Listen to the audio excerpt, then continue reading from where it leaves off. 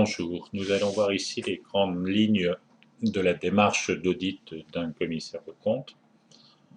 Donc après l'acceptation ou le maintien de la mission, le commissaire aux comptes prend connaissance de l'entité et de son environnement ou en effectue une mise à jour.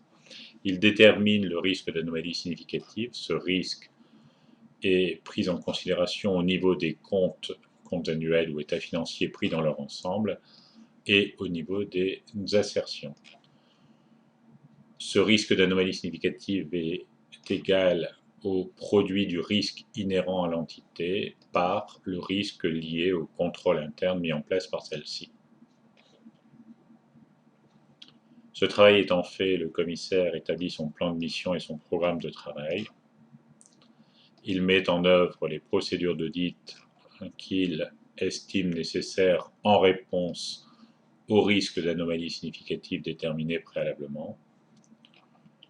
Ces procédures d'audit se composent des tests de procédures de contrôle interne, donc vérification de l'ensemble des procédures de l'entreprise qu'il juge utiles compte tenu de son approche des risques, et deuxième partie, les contrôles de substances qui eux-mêmes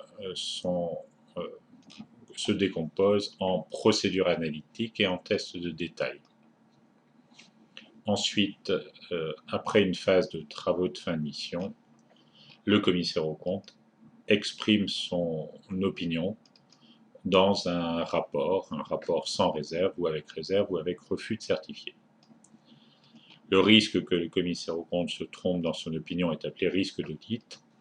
Il est égal au risque d'anomalie significative multiplié par le risque de non-détection, le risque que l'auditeur ne détecte pas les anomalies qui pourraient subsister dans les comptes.